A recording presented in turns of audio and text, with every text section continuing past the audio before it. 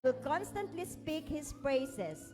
I will boast only in the Lord. Let all who are helpless take heart. Come, let us tell of the Lord's greatness. Let us exalt His name together. Salamat sa salita ng Panginoon. Kagaya nga po ng sabi diyan, sama-sama po nating purihin ang ating Panginoon, itaas ang kanyang pangalan. Pero bago po yan, tayo po ay manalangin, tayo magpakumbaba sa Panginoon, at hingin po natin ang presence niya sa ating kalagitnaan. Lord, we thank you for this day na niloob mo na kami ay makarating dito upang manambahan sa iyong dakilang pangalan. Pinasasalamatan po namin ng isang buong linggo kung paano mo kami iningatan, tinulungan sa lahat ng aming mga gawain, at kung paano rin na pinagaling mo ang may mga karamdaman. Salamat, Panginoon, sa katotohanan na ikaw ang aming Diyos na mabuti, nakakaalam ng lahat ng bagay sa aming mga buhay. Nais po naming ibalik sa inyo ang pampuri at pagsamba, Panginoon, dahil ikaw ang aming Diyos na tapat. At alam namin na sa bawat bagay andon ang kabutihan mo, andon ang pagmamahal mo. Hayaan mo, Panginoon, na sa umagang ito ay nagpapakumbaba kaming lalapit sa iyo at hihingi ng tawad sa lahat ng aming mga sala. Linisin mo po kami, Ama, sa anumang karumihan na nakita mo sa aming mga puso, sa aming mga isip. Lord, forgive us. Salamat, dahil alam namin na ikaw ang aming Diyos na nagpapatawad ng aming mga kasalanan. At patuloy na binibigyan kami ng pag-asa sa buhay upang ikaw ay patuloy na mapaglingkuran. Thank you, Lord. Nawa sa umagang ito, ikaw ay tunay na makatagpo ng bawat isa. Buksan mo ang aming mga puso sa pakikinig ng inyong salita. At sa pamamagitan nito, Panginoon, ikaw ay aming maitaas. Ikaw ay madakila. At sa aming pag-aawitan, Panginoon, ikaw ay mabigyan namin ng ngiti at galak. Dahil ang oras na ito ay para sa iyo. Purihin ng inyong dakilang pangalan. Salamat, Panginoon, sa inyong kabutihan. At ang lahat ng ito, dinadalangin namin sa tanging pangalan lamang ni Jesus. Amen. Tayo po ay mag-awitan. Gamitin po natin ang ating mga kamay. Maari po tayong umindak. Yes, Lord.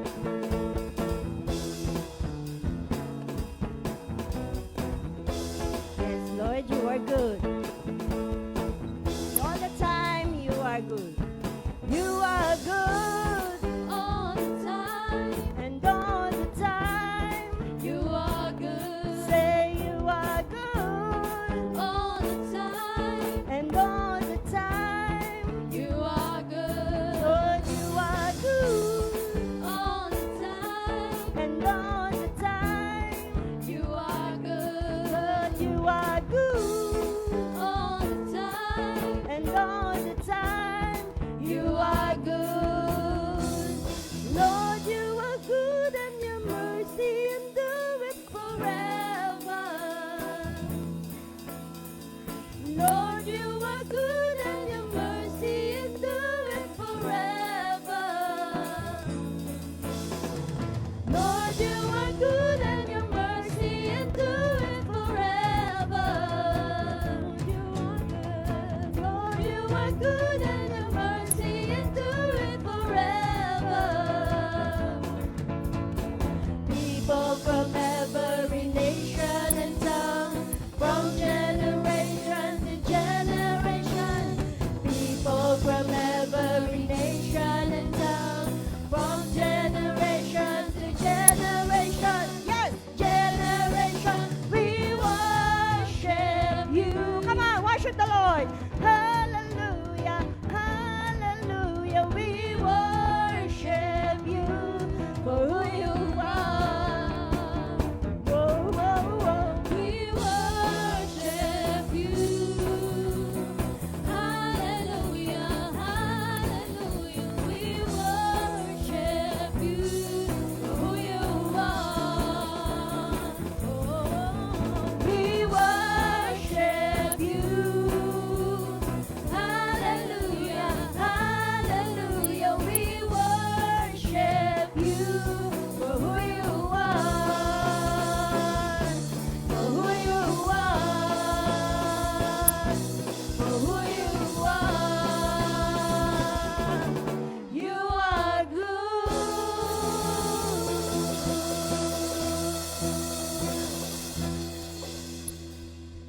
Thank you, God, for your goodness.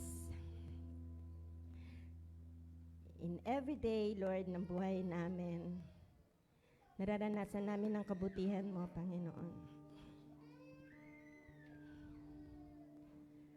Maraming bagay sa mga buhay namin na dapat namin ipagpasalamat. Sa mga biyaya mo, sa kalakasan, sa mga suliranin, andyan ka. Hindi mo pinababayaan ang mga anak mo. Ang kalangitan ay bukas para sa iyong mga lingkod upang ibuhos ang mayamang biyaya mo, Panginoon.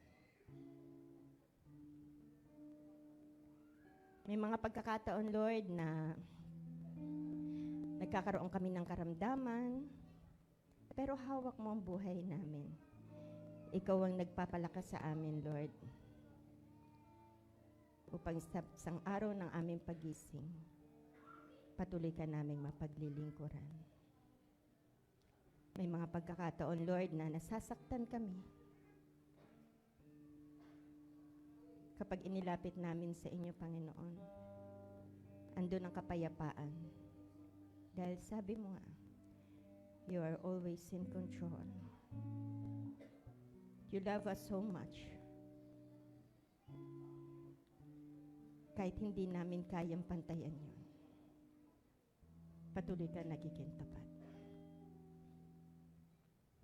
Tanggapin niyo po, Panginoon, ang aming papurit pagsamba ng buong puso't pagmamahal. Kinikilala namin ang iyong kadakilaan at nais ka naming sambahin sa espiritu at katotohanan. Come on, worship Jesus. Awitan po natin ang Panginoon ng buong puso at pagmamahal.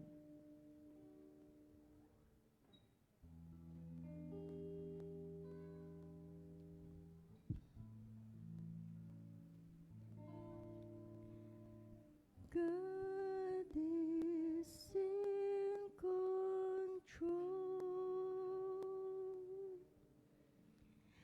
God will never fail.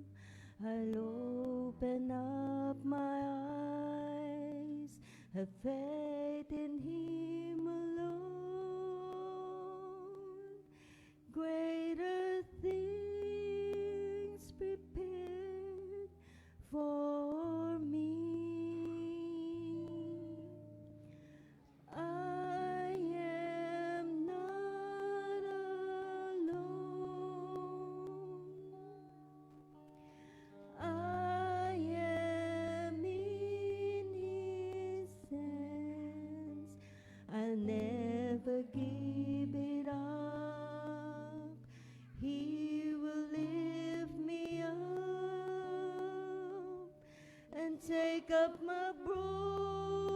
broken heart. I cast my burdens upon Jesus. I cast my failures upon Jesus.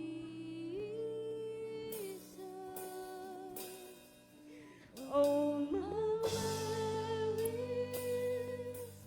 doubts and fears, He will wipe away all my tears. I rest in His presence,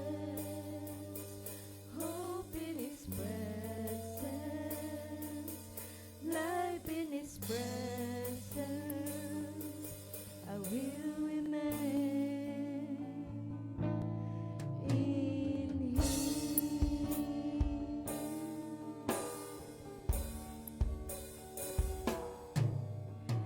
God is in control. Come on, sing this to the Lord. God will never fail. And open up my eyes, faith in Him alone. Greater things prepare for me. I am not alone. I am not alone. I am in His hands. I'll never give it up. He will lift me up and take up my broken heart. I cast my burdens upon Jesus. I cast my failures upon Jesus.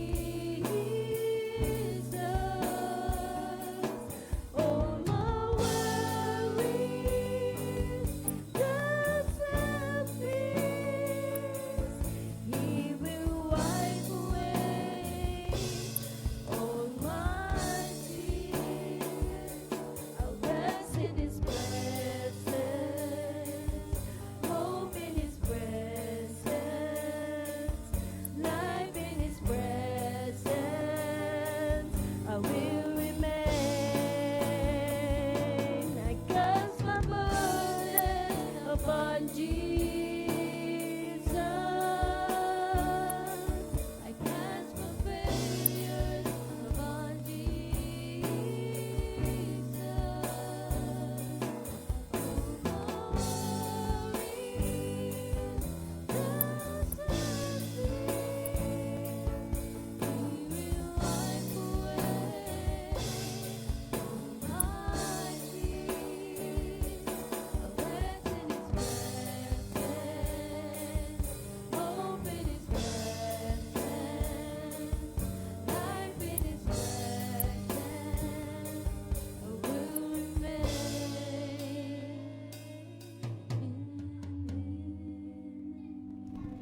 Yes, Lord. We will remain in You.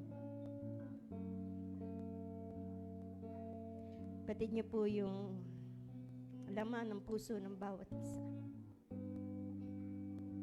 Maybe I can say broken-hearted. Kapag kami nagpapaalam sa'yo, hindi madali. Pero gaya nga ng sabi dito sa awitin na God is in control.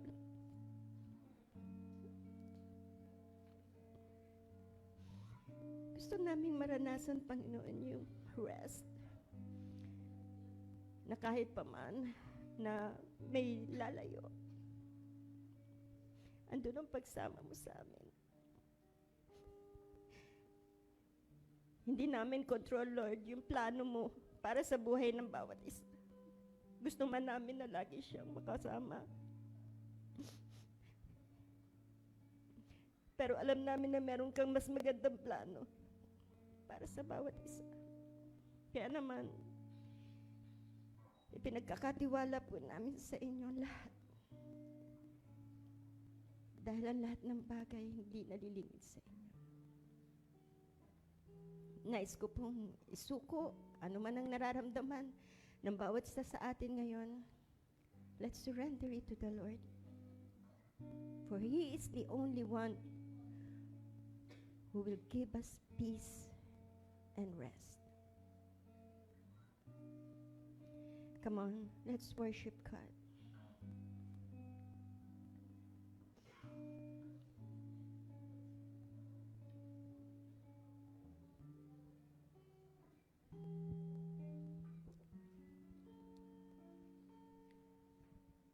I surrender all. I surrender all. I surrender all to you, Jesus.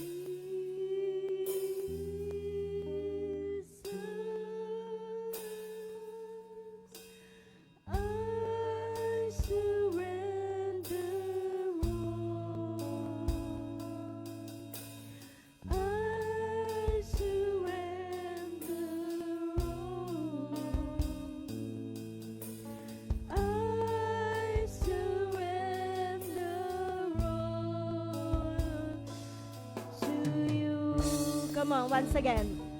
Let's surrender everything to Jesus.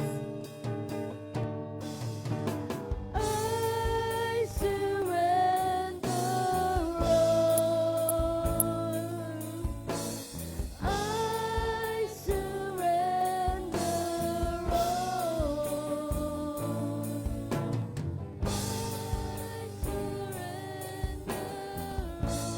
Come on, say it to Jesus that you surrender everything to Him.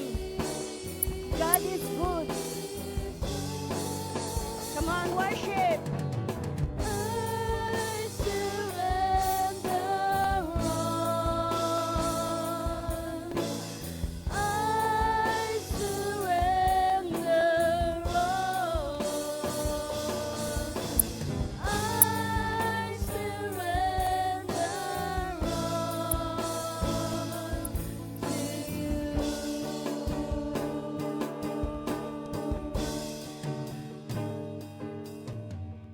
He's in control.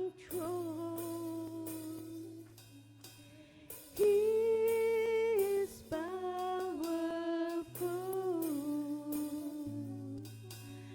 God is in control. Amen.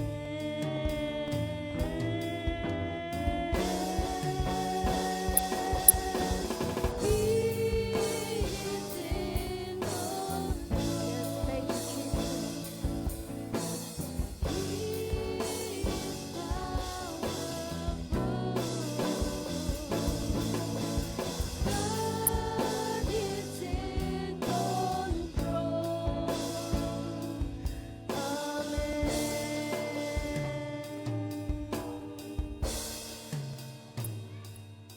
Cast my burdens upon Jesus. I cast my fears upon We give everything to you, Jesus.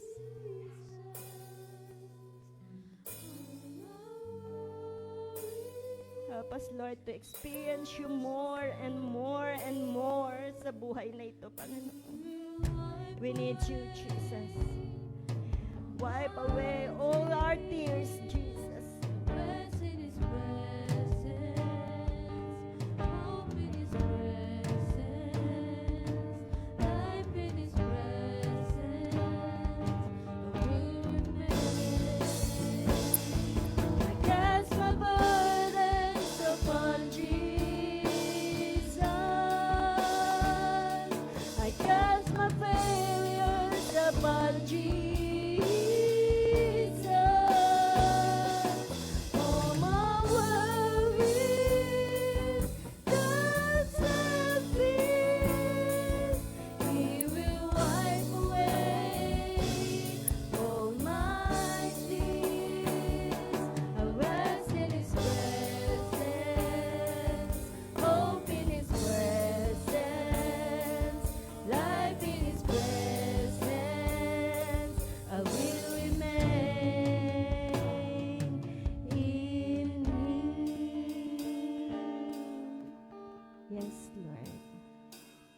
we will remain in you. We love you, Jesus. We praise you. We glorify your name. This is our prayer. In the mighty name of Jesus. Everybody says, Amen. Amen.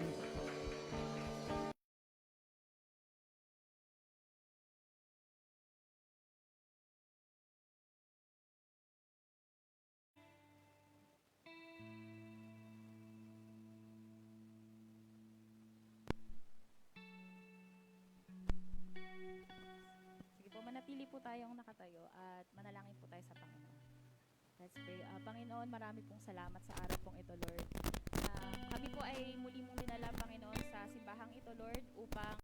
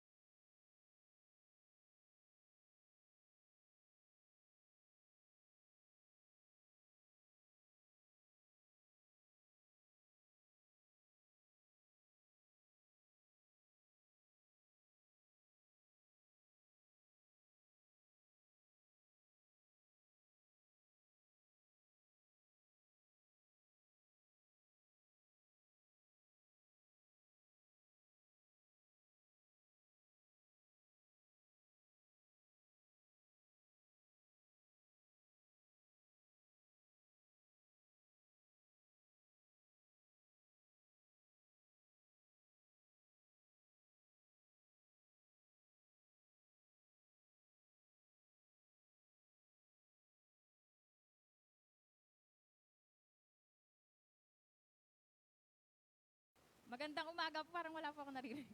Good morning!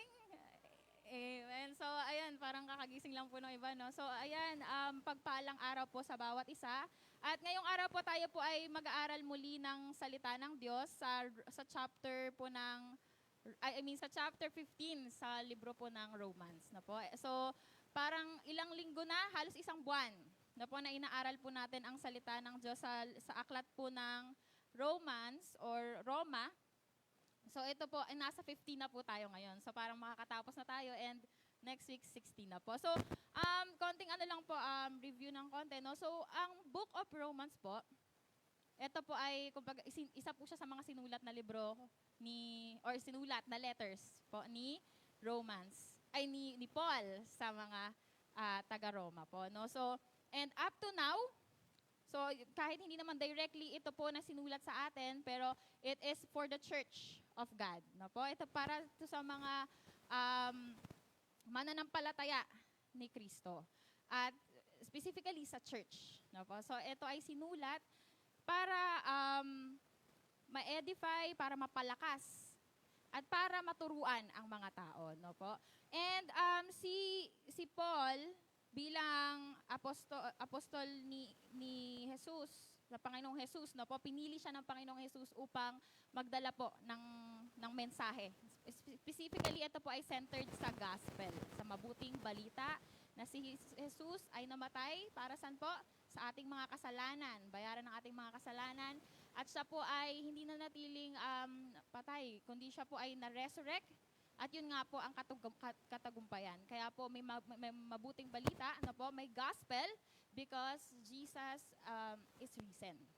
And He is victorious. Kaya tayo po na mga mananampalataya o mananampalataya sa ginawa ni Jesus sa krus ng Kalbaryo, na tayo mismo na makakasalanan, ay hindi natin deserve ang hindi natin deserve ang kabutihan actually talaga. Kasi tayo makakasalanan, no? Pero si Jesus, dapat wrath yung mararanasan natin. Pero si Jesus, He saved us through that crucifixion on the cross. And then He is risen, binayaran niya po yung mga kasalanan na yun. No po? And ngayon, yun po yung patuloy na boses sa buong gospel. Specifically sa sinasabi, doon nanggagaling si Paul sa mensahe niya sa mga taga-Roma. And ito, sa and yung tema, actually yung tema po ng Book of Romans, andito yung, dahil ito ay hindi naman talaga Hudyo, yung mga nakatira dito, at hindi talaga sila believer sa una pa lang, nung una. Diba po? So hindi talaga sila yung parang aral na aral sa Bible, alam yung katuruan. Di ba po? Nagigets po natin na hindi nila alam, at ang mga sinasamba nila ay mga pagano. So ito ay sumasamba sa may mga iba silang mga sinasamba, so hindi ang Diyos. So yun po yun. So problema. Diba? Problema yung part na yun na una talaga, wala silang alam sa katuruan na tungkol sa Diyos, at iba ang sinasamba nila. So yun na nga po, no, problema yun. Pero ito ang solusyon. Ang mensahe ng gospel. So, ito po ang solusyon. And kaya si Paul ay sumulat sa Rome. Po. At ano pa po ang isang problema? Nandun na. Okay, sabihin na natin, nandun na po ang Christianity. Andun na ang katuruan, andun na ang nagtuturo na ng gospel. Pero may dalawang nangyayari doon. So, meron pong division. Merong division na nangyari. Bakit? Siyempre po, no?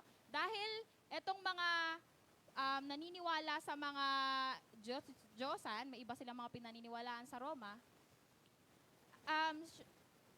siyempre po, na-preach ang gospel, naniwala ang mga tao. Nananampalataya na kay Jesus Christ ang ibang mga tao na dating hindi. Ang tawag po sa kanila, Hentil, no po, or Gentiles. So, ito pong mga Gentiles na to, naging Christian. Sige po, pasimplihin po natin yung term. So, naging Christian po, so parang Gentile Christian sila. Sa kabilang banda po, merong mga Hudyo dito. Ito yung mga alam nila yung Bible, katuruan. Ito yung mga nagme-memorize talaga ng Psalms, mga Salmo. Di ba po? So may mga ganun po talaga sila na alam nila yung mga prophecies ni Isaiah. May mga idea sila sa ganun kasi na-bring up sila sa ganung katuruan. At alam nila na may darating na Messiah. So ito po yung mga Hudyo. No, so napunta po, may mga tao po na napunta, di ba? Roma po 'yon. So napunta po doon yung ibang Hudyo. So iba po ginawang slaves kasi nga po Roman Empire po ito. No po, ibig sabihin po, yung imperyo ng Roma, imperyo ng Roma, no po. So ito po yung mga pinamumunuan ng mga emperor, kings, no po. And then nasakop nila. Di ba po, nasakop nila yung Israel or Judea or iba po pong lugar doon. At napunta yung ibang mga tao. So may mga ilan pong factors na po. It could be, yun nga po, slaves yung iba doon. Yung iba naman, nag-migrate sila doon. Okay po? So, pumunta na po doon. So, sa simpleng ano po. So, anong nangyari? May mga Hudyo dito sa Roma. Na-preach ang gospel, may church sila, or may tinatawag na, meron na pong mga Christians dito, pero may division. So, ito po ang dinidil or ito po yung pinakapuso, or goal ni Paul, bakit siya nagsulat doon? Bakit po kasi nagkakaroon ng division? Ano po ba ang dahilan ng division ng church? Marami pong pinapractice na kung ano-ano. So, yung isang part, sabihin na po natin yung mga hentil, mga dating hindi Kristiyano, no? May mga pinapractice sila, ganto ganyan, na kultura, may pinapractice sila pagdating sa pagkain. Ito pa usually doon di ba yung kwento po sa Romans, yun yung usually, parang ang big deal kasi ng pagkain. Yung mga ganong usapin. Tapos sa kabila naman, yung mga Hudyo naman, yung mga Jews naman, Christian Jews, ganyan na po, sila, syempre po, may mga kalakaran na po, na bawal kumain ito, bawal sa Sabat, bawal may gawin, bawal magtrabaho, bawal, di ba po, may mga ganon, no?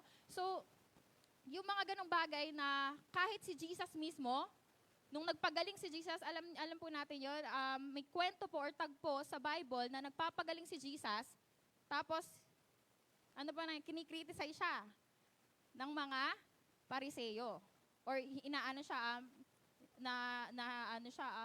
blasphemy yun sa Diyos, kahit nagpagaling siya.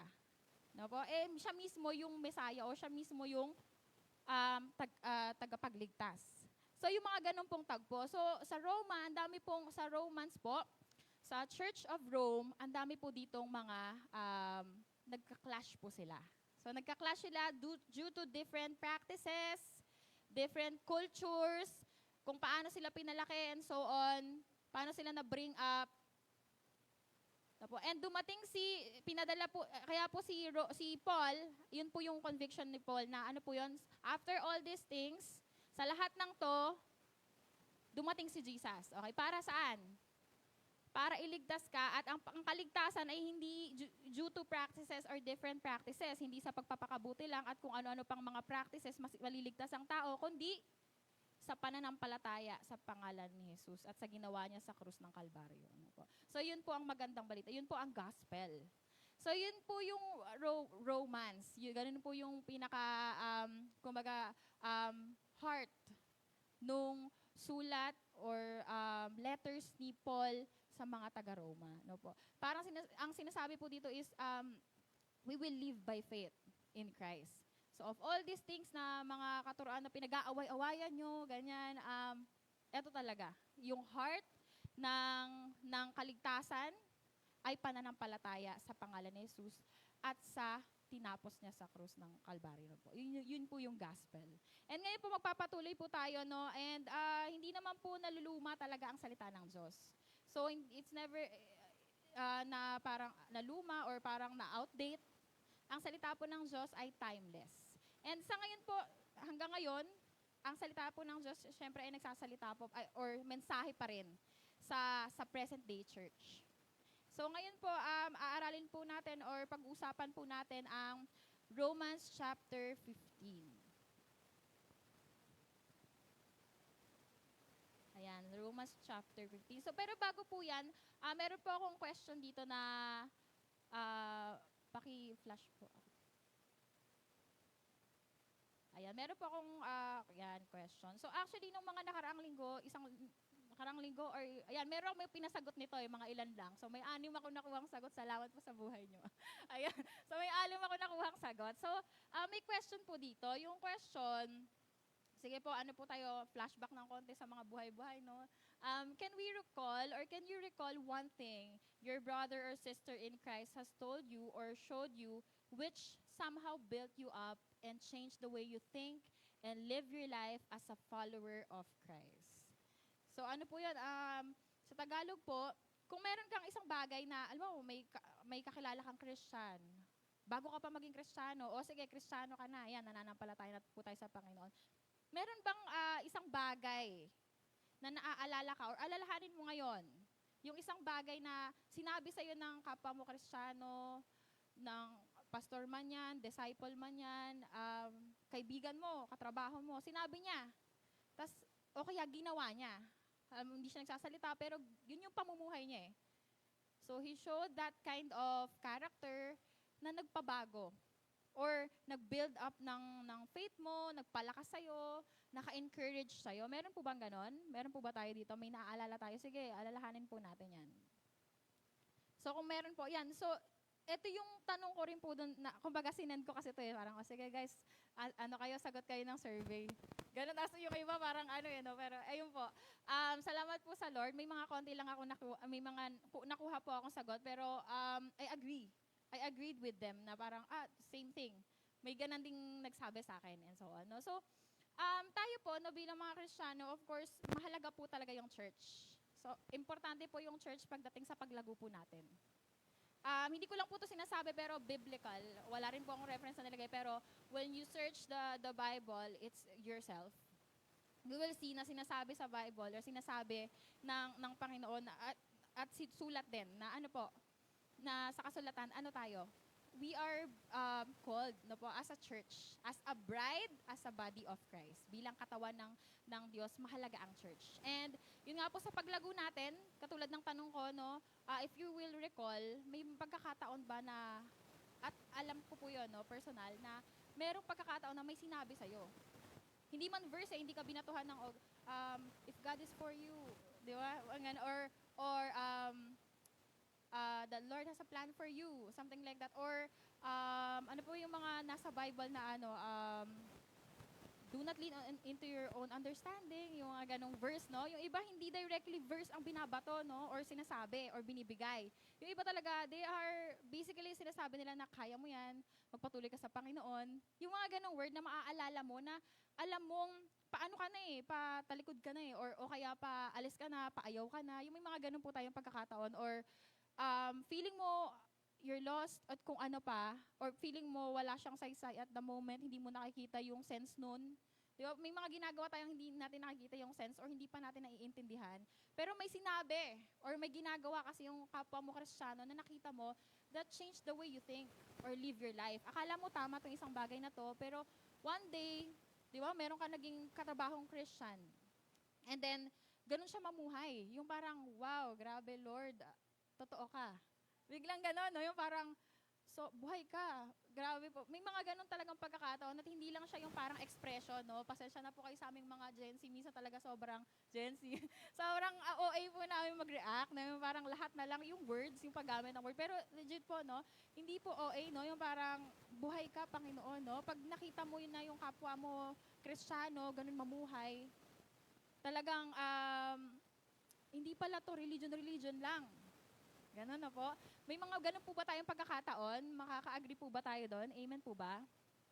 Amen, no po? So, may maaalala po kayo or may naalala kayo siguro na kapatid nyo sa pananampalataya na possibly wala rin dito or nandito na sinabi sa inyo yung isang bagay na yon. And alam mo na naset yung isipan mo na galing din sa Panginoon yon. Could be, ginamit siya ng Panginoon upang sabihin sa'yo yung mga bagay na yon. O kaya naman, yun nga, hindi man sabihin, pero ipakita sa'yo na ganito ang buhay na binago ng Panginoon. Ganito ang buhay na tumanggap, nagsuko ng buhay sa Panginoon. Diba? Ganito yung Christian. Ganito yung believer of Christ. Diba? So may mga ganong pagkakataon na may mga kapwa tayo Kristiyano or believers na talagang, kaya yung parang may mga ganito pa nga tayong reason sa umpisa, kaya ako nasa church Kasi, nakita ko kung paano siya mag-serve. Di ba po? O kaya naman, hanggang sa eventually, maliman yung umpisa ng, di ba po, na hindi tayo magde-deny doon. Yung parang, sa umpisa, parang pumupunta lang tayo sa church kasi andun yung isang tao na nag-keep sa atin. And then eventually, once na naintindihan mo yung pananampalataya mo sa Panginoong Jesus, no, kahit wala po yung tao na yun, or absent siya for that moment, no, pero nandun ka pa din. Kasi naintindihan po natin na yun nga, no, si Lord personal magparanas. Amen po. So, ayun no, question, and may mga ilan po akong sagot dyan, wala po akong nilagay na pangalan. So, siguro po makaka-rating kayo sa sagot nila. So, yung una po, ano daw yung isang bagay na naaalala niya. Ang sinagot niya, you are doing these things or those things, not for all but for God. So, you are attending the church for the Lord. So, siguro itong blind item pala. Siguro itong kapatid natin sa pananampalataya na to ay nasa ministry. Okay, syempre, nasa ministry, tapos pumupunta ng church, linggo-linggo, naglilingkod, at may nagsabi sa kanya. Siguro leader din nagsabi, you are doing those things not for people, but for God. And you are attending the church for the Lord. Di ba po? So, nakaka-encourage ang bawat isa sa atin. Pero, yung pinaka-reason kung bakit tayo ay para makilala natin ang Panginoon. Nang sa ganon, mahalin din natin siya. Katulad ng pagmamahal niya. No? Sumunod po, eto, no, pahaba sila ng pahaba. No? Sumunod po, no? Basahin po natin. Having personal relationship with Christ is important and being with the body of Christ is also necessary. Whenever I feel sad, being connected to the body of Christ encourages me and helps me grow as a believer of Christ. So it is important to make fellowship a habit. Tapos may Hebrews 10:25, yan po yung may reference, alatang na, okay? Medyo batak na tayo. Medyo matagal na to, may reference na eh. So ayun po, no? Totoo po, nag-agree po tayo sinabi nung yun po yung sinabi sa kanya, and yun yung alam mo yun, naka-apekto, nakapag-build up na, ganun ka-importante yung body of Christ. Amen? Amen po, no? And sa paglago natin, personally. And sunod po, ito yung mga simpleng, man a few words, Pastor Sandy, di ba? Sino dito nasabihan ni Pastor ng ganitong linya, sige lang, magpatuloy ka lang. Amen? Ako nasabihan din ako niyan pero parang yung boses tuloy naalala ko. And ayun, ito po yung isa sa nagsagot nito, sinabi din sa kanya ni Pastor Yono, sige lang, magpatuloy ka lang. Yung ang dami mong sinabi, pas, ganto ganyan, ayoko na, ganun. Tapos sige lang, magpatuloy ka lang. Ay, mga ganun po, parang, wala na, tuloy lang ang laban. No? So ayun, sige lang, magpatuloy ka lang. No? So marami pa po yan, may mga, alam ko po kapag tinanong ko isa-isa sa inyo, meron po tayong narinig at yung mga ganung words that will help us to move forward or parang minsan kapag po overwhelmed tayo sa mga kung ano-ano sa buhay natin, no? Parang hindi naman natin kailangan ng maraming explanation no? Ang kailangan lang natin yung kahit yung part na sinabi lang na kaya mo yan, go lang, patuloy ka lang. Tama po? So ito yung natandaan niya kung sino man siya. Tapos ito po, salvation, the unconditional love of Christ. Grabe yun, no? Sinabi po sa kanya na ito yung salvation, yung unconditional love of Christ. Tapos patuloy na tayo. Enough na yun, no? Grabe yung na yun. And next po, huwag kang hihinto sa paglilingkod kahit na nasa mahirap na sitwasyon ka ng buhay mo, magpatuloy ka lang. So minsan ito po yung ganyang kasimple din po na pagsasabi. Sinabi rin po sa isa sa mga nagsagot, no, isa po sa mga kapatid natin na wag daw hihinto. So pwede rin po na yan na sa bawat isa po sa atin. And next po, may isa pa po dito. Even though I have been a Christian for a decade now, it is a challenge for me to live like Christ and to follow His will and plans for my life.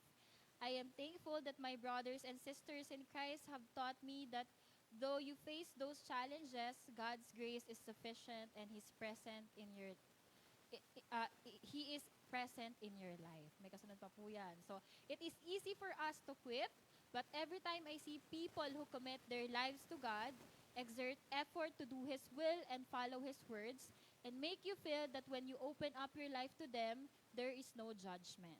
It is comforting to know that you have those people around you who can lift you up when you're feeling down, who can inspire you to do God's will by seeing that it manifests in their lives. Grabe yun. Di ba po, no? So, yun po, no, yung karanasan. So, kaya napakwento. Medyo mahaba to kasi karanasan naranasan niya na ang body of Christ or kapwa niya mga Kristiyano, ganun yung pakiramdam. No? Parang nag-open up ka, there's no judgment, and yung buhay, si Kristo mismo, no, it manifests in their lives because they help you sa mga bagay-bagay po na patungkol sa ating pong pananampalataya. Yan. So, siyempre po, 6 lang po yan, no? Pero for sure, 6 lang po yan, no?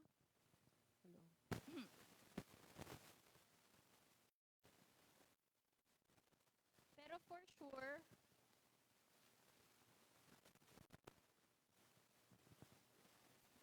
Ayan po. So, 6 lang po yung narinig natin, pero for sure po, sa bawat isa po sa atin, meron po tayong iba't iba pa. No? And alalahanin po natin yon. Pag naalala po natin yon, alam natin na sa specific season po ng buhay natin, natulungan po tayo or na-build up po tayo nun. And personal po ako, nung college, kasi hindi pa kami nun Christian nun eh. So parang 10 years ago. Wala, 10 years na yun. So 10 years ago po, hindi pa kami Christian. Talagang hindi talaga. And hindi kami, kumbaga na-attend lang ako, personal ng church. Ibang church. Pero hindi ako nag-commit na parang, sige, dito na ako for good, ganyan. And meron akong kaklase pala. Meron po akong kaklase na lagi siyang pag-uwian, kasi uwian na po ng 4 or 5 eh. Diretso siya sa church. So medyo nagwa-wonder ako, grabe namang ano yan, dedication. Yun yung term pa lang na alam ko, hindi pa commitment, ganyan. Grabe namang dedication yan. Tapos ini-invite niya ako kaso sobrang layo. Kasi ano po yun eh, sa may papaliparan, gano'n. Sabi ko, pero nakatry po ako ng isang beses. Tapos yun lang, parang kinakausap-kausap niya lang ako, and nakaka-encourage talaga si ate. And then eventually, parang naiwan niya yung devotional notebook niya. Actually po yung start na, yun talaga yung start ng curiosity ko sa Christianity itself eh. Parang, sa born again or Christian na na perspective, yung parang yun na yun, yung simbahan itself. And all the practices. Parang, naiwan niya yung devotion niya. And then, ang ginawa ko po, pinulot ko syempre po, tapos nilagay ko sa bag ko para ibibigay ko sa kanya. Pero nangyari, binasa ko po yung devotion. Tapos sobrang devotion po talaga na everyday. Nagsusulat siya letter po, iba't iba, pati love life nandun. Sabi ko, hala, grabe yung pakikiusisa ko, gano'n. Pero nakita ko po, very personal. As in, parang kinukwento niya sa Lord na yung feelings niya itself, kinukwento niya sa Lord yung pinagdadaanan niya. As in, sobrang personal na, Dear Lord, and so on. And parang, alam niyo po, habang binabasa ko yon kasi patapos na yung libro, yung notebook. Sana nakinig pa rin ni ate yun eh, kasi talagang instrument yun. And habang, nung binasa ko po yun, napaisip po ako na parang gusto ko rin ito. Gusto ko nung ganitong klaseng pananampalataya. Nakakausap niya si Lord eh, yung parang kaibigan, ganon. And kahit na nung bata po ako, nagda-diary naman din po ako, pero hindi ganun sarili ko lang kausap ko dun eh. Diba po? Pero eto si Lord kausap niya eh, yung parang, wow, gusto ko rin yan. Po. And the next time po, binalik ko na po yung yung diary, yung journal niya. Pero hindi ko po alam that those times ay paraan na rin yan ng Lord. Kasi meron ding time na nakapulot din ako ng Our Daily Bread. Parang tinambak lahat yung libro doon, pinilit ko yung Our Daily Bread. Binalutan ko po, kasi madumi siya eh. Tapos binasa-basa ko siya doon. Kasi nung una, yung Bible itself, intimidating siya for me. So parang ang hirap niyang basahin kahit na gusto mong basahin. Magta-try kang basahin, kinumpleto mo yung 10 commandments and everything, ganyan-ganyan. No? Yun lang, no? Yun lang part na yun. Pero hindi mo maintindihan. And pagkapulot ko po ng Our Daily Bread din, binasa ko po yan. Nandun pa po yun, may balot siya na binabasa ko po siya everyday.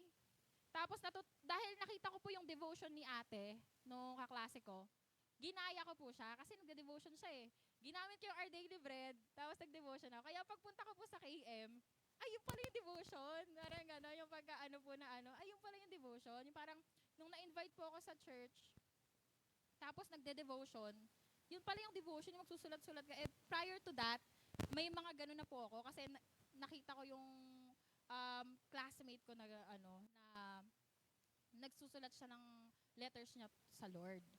Kaya po, yun po yung parang, doon po nag-umpisa yung uhaw ko sa Panginoon or sa salita ng Diyos, sa katotohanan. Kasi, pag uma-attend ka ng church kahit saan parang hindi mo talaga siya maintindihan unless ready na yung heart mo, natanggapin na especially relasyon sa Panginoon. Kasi kung religion lang po, punta lang po tayo ng church and everything, po yan, mapapagod po tayo or occasional lang natin gagawin yan. Pero pag relasyon po sa Panginoon, babalik ka po talaga and isisik mo ang Panginoon. Di ba po? So, yun po, from that, natulungan ako or pag nag-look back ako, kung paano na nakakita ako ng mga Kristiyano, very personal, pati panalangin, ganyan, makaririnig mo sila na nanalangin ng personal, pati yung buhay. Yun din po yung, kakilala ko po, yung kaklase ko po yun, hindi naman nalalayo yung buhay niya doon sa sinasabi niya. So, Christian po talaga siya. Yung alam mong tumanggap siya sa Panginoon, sumuko siya sa Panginoon. And seeing that kind of life na normal din. I mean, simpleng tao, ganun. Nagpapasalamat po ako sa Panginoon. Kasi doon nag-start yung uhaw ko po sa kasi before napunta pa ako na ibang church po talaga, hindi Christian church. Kasi ibang church, yung iba yung pananampalataya and everything. So, ano po yun? Saan po ako nanggagaling dito, no?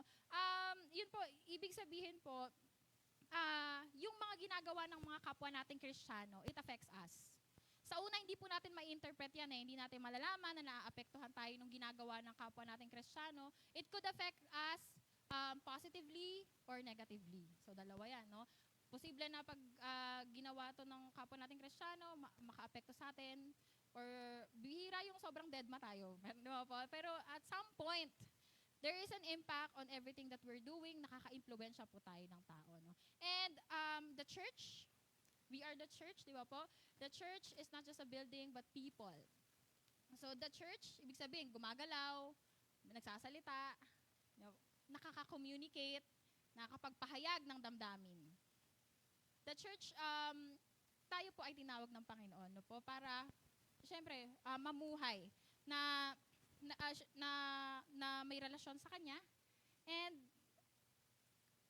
kasama po doon yung part na nakikiisa tayo sa mission niya. And yun nga po, ang pag-uusapan po natin, nasa chapter 15 po tayo ng Romans, at ang pag-uusapan po natin ay the church, built in Christ and building for Christ. So we should be built in Christ. So yun po yung identity na natin talaga. Bilang sa umpisa, nag-join ka ng church, tapos hindi mo pa alam, akala mo para ma-encourage ka lang and everything. And then later on, natanggap mo that your identity is in Christ. So hindi ka lang basta nasa church, but you are built in Christ.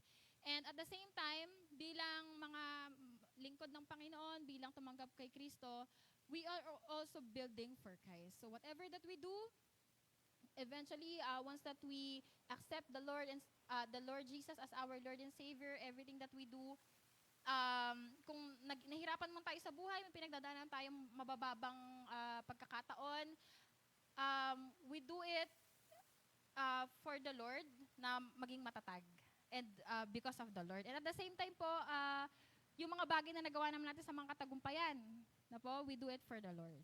We glorify the Lord sa lahat po ng ginagawa natin. And ngayon po pag-uusapan natin po ang church bilang built in Christ, na dapat po tayo ay syempre, built in Christ. Wala po tayong ibang tinutungtungan na sandigan o ano man pong pundasyon, kasi si Jesus po ang pundasyon ng church. And at the same time, tayo po ay gumagawa, kumikilos para sa Panginoon. And yun po, pag-usapan po natin yan. No? Sa verse 1 po, sabi po dito, basahin po natin, tayong malalakas sa pananampalataya, tulungan natin ang mga mahihina sa pananampalataya. Huwag ang pansariling kasiyahan lamang ang ating isipin. Next po, sikapin nating lahat na itaguyod ang kapakanan ng ating kapwa para sa ikalalakas ng kanyang pananampalataya. Sapagkat maging si Kristo man ay hindi naghangad ng sariling kasiyahan, subalit nagpaubaya. Tulad ng nasusulat, ako ang nakaranas ng paghamak sa iyong pangalan. Okay po, balik po tayo dyan. No? Sabi po dito, tayong malalakas sa pananampalataya, tulungan natin ang mahihina. Okay, sino po makakapagsabi dito agad on the scale of 1 to 10? Sige po, isipin nyo na lang po yun. No? Malakas ako. Alam niyo yung parang malakas ka na Kristiyano. Amen. Sige po, i-rate po natin yung sarili natin. No? Alam mo talaga 10 ako eh. Wow, he's a 10. He's a 10. Ganun, no? So, malakas akong Kristiyano, ganyan. So, sabi po kasi dito, tayong malalakas. Tapos, ano daw po sabi? Sa pananampalataya, tulungan natin ang mahihina. So, hindi naman natin pwedeng i-point out na, ito si mahina to. Ito si hindi po natin alam eh. We don't know. No? Pero, in-address pa rin, sinabi pa rin. Ang tinutukoy po dito na tayong mga malalakas. So ito po yun, no? Yung nakilala mo ang Panginoon, lumalalim ka sa pagkakilala mo sa Panginoon. Hindi ibig sabihin, parang malakas ka na, hindi ka na nagkakamali. Hindi po ibig sabihin gano'n, no? Pero yung malalakas sa pananampalataya, ito po yung naranasan mo ang Panginoon, nakikilala mo ang Panginoon, lumalalim ka sa Panginoon. Nangungusap ang Diyos sa salita niya na uunawaan mo ang sinasabi ng Panginoon. Sa kalooban niya sa'yo, ayun po yun. No? Sabi po dito, at for some po, pwede nating i-associate yung mahihina dun sa part na kapag bago ka pa lang naman mananampalataya, syempre completely hindi mo naman talaga alam no? And yun yung mga humble beginnings talaga, no? Kahit naman hindi po sa pananampalataya, halimbawa sa isang bagay, kapag hindi mo alam yan, parang weak mo pa dyan, di ba? Kapag hindi mo pa alam, for example, hindi po tayo computer illiterate agad-agad, so, computer literate, o kaya kung ano man, so, hindi pa tayo ganun kagamay natin, no? And probably we are weak on that certain thing, or kahit sa iba pa pong larangan, no? And balik po tayo doon. Dito po, sinasabi po ni Paul, ano po yung encouragement ni Paul or exhortation? Tayo daw pong malalakas, anong gagawin po? Tulungan natin ng mahihina sa pananampalataya. Huwag ang pansariling kasiyahan lamang ang ating isipin. So, ina-encourage or ina-exhort po tayo ni Paul na tayo pong mga nakakaunawa. Hindi po sa lahat ng pagkakataon malakas po tayong Kristiyano. Baka po nakarinig kayo ng preaching na gano'n or kung ano mang mensahe. Pero tayo pong mga Kristiyano, tao po tayo. Yan, tao po tayo. Meron po tayo mga mahihinang moments, ganyan, and mahihinang pagkakataon. Hindi po tayo superhero, lalong hindi po tayo si Jesus, no? Hindi po tayo si Lord, no? Nagliligtas ng tao, ganyan. So, ibig sabihin, normal po na manghina, maging mahina. Pero, ayun po yun, no? Dahil po, syempre na kay Kristo tayo, we are empowered by the Holy Spirit na maging malakas sa iba't ibang season ng buhay natin. So, sinasabi po ni Paul sa church, ito po yun, directly sa church po sinasabi, tayo daw po malalakas sa pananampalataya. Hindi niya po in-exclude yung sarili niya, kasama po yung sarili niya dito, no? Tayo, ano po sabi, wag po natin silang pabayaan na lang, no? Wag pansariling kasiyahan natin yung isipin natin. So, sa iba po, no, parang yung sa 14, may sinabi po doon na yung mga mahihina rin sa pananampalataya. Sa 14, merong word doon na wag nating i-criticize agad-agad yung mga tao dahil nag-uumpisa pa lang sila, or dahil hindi nila alam yung mga bagay-bagay. Basically, hindi nila ignorant siya sa isang bagay na yon. Baka hindi niya talaga kasi alam pa. Diba? You can let the person know, or our brothers or sisters in Christ na pwede po nating ipaalam sa kanya, ng dahan-dahan din po. No? Kasi may mga tao na hindi bigla-bigla Especially, kaya nga po si Jesus, no, nanalangin siya. Ano po panalangin ni Jesus? Parang, Panginoon, Father, patawarin mo sila kasi hindi nila alam yung ginagawa nila. Tama po? So may mga hindi ko po binavalidate ang kahit na anong ignorance or what, kasi we all started from somewhere na parang may ignorant tayo sa isang bagay, hindi natin alam yon. Mali pala yung ginawa ko, kala ko okay lang yon. O kaya naman, and even sa umpisa, akala natin mga alam niyo po yun, hindi naman ako gumagawa ng mga ganong karumal-dumal na krimen Di ba po yung parang gano'n, parang we tend to ihiwalay natin yung sarili natin baga sa mga gumagawa ng mga kasalanan, yung pala akala natin hindi tayo makasalanan din pala tayo, tama po? So yung mga ganong bagay ba, ibig sabihin, as a church, we encourage one another and hindi po natin, yung sinasabi dito, magpalakasin po natin ang bawat isa. I-encourage po natin, hindi po natin sila i-condemn or i-condemn. Hindi po natin, because we're not coming from love. If we're going to just criticize the people, iba po yung constructive criticism, ibang kwento pa po yun. Iba pa po yun. Pero yung just criticize the person and not doing anything para mag-improve, so parang may problema po doon, no? And as a Christians, that we were exhorted or encouraged by the Lord as a church na palakasin ang mga mahihina na po, or i-encourage ang mga kapwa pa po natin, ang mga kakakilala pa lang sa Panginoon, no? We don't condemn. Ayun po. So, ano po sabi, wag pansariling kasiyahan lamang ating isipin. Kasi kapag masaya tayo, for example, we're happy kasi we're blessed. We're so blessed by the Word of God. So, Ako na lang to, akin na lang to, no? And then pabayaan na. No po, it's play safe or playing safe to say na yung part na hindi tayo accountable. Pero as a church, no po, sinasabi sa salita ng Diyos na accountable po talaga tayo sa ano po 'yon, sa paglago ng kapwa po natin. Na kapag may ginagawa tayo, hindi sa pagiging pagpapanggap, no, parang hindi ko 'to gagawin kasi nakikita ko ni ano eh. Nakikita ko ni EJ. Hindi ko 'to gagawin kasi nakikita ko ni EJ dahil lang po ba nagpapanggap tayo or what? Hindi eh. Kasi we are accountable dun sa paglago ng bata na 'yon. At kahit magulang po tayo, no, hindi natin gagawin sa harap ng anak natin yung isang bagay. Ako sa teacher, no, parang hindi ko magawang ganito, no? Kasi alam mong pag nakita ka ng estudyante mo na ganyan, grabe si ma'am. No, yung mga ganun, hala, ganyan pala si ma'am. Ganun, no? Yung parang, doon pa lang sa part na yun, no? Teacher ka, no? Parang professional ka. Ayaw mo na ipakita sa ano kasi yung ganung example. And what more, ito po, no, as a Christian na we are someone na accountable sa paglago sa paglago ng ano po, ng pananampalataya ng kapwa po natin. Ayun po. So, sikapin po nating lahat na itaguyod ang kapakanan ng ating kapwa para sa ikalalakas ng kanyang pananampalataya. So, marami po yan. Kapag nag-isip po kayo ng mga tao nung mga nakaraang taon, nakakaumpisa nyo palang maging Kristiyano, alam nyo na gracious sila. Parang, grabe ang buti naman ito sa akin. Grabe ang bait naman ito sa akin. Grabe nakaka-bless si ate, si kuya, and so on. Marami po kayong maiisip na tao. For example nga lang yung hindi ako marunong sumakay. I mean po yung halimbawa bababa ako ng PGH, di ko alam. Naalala ko po si Kuya Marlo talaga noon. Nil, nasan ka na? Baka nawawala ka na. Yung mga ganun po, no? Sinadyan mo kanina. Kasi maglelet po ako noon eh. Yung parang time na yon. Yung mga ganong simpleng bagay na sobrang ignorante ka sa mga bagay-bagay. Buti, guys, bala na kayo dyan. Judge nyo na. Yung mga ganon, yung parang mga ganong moments. Pero pag naaalala mo, sobrang ignorante mo those times. And the Lord is using them para lang lumago-lago ka sa buhay. Di ba po? Yung mga ganong pagkakataon.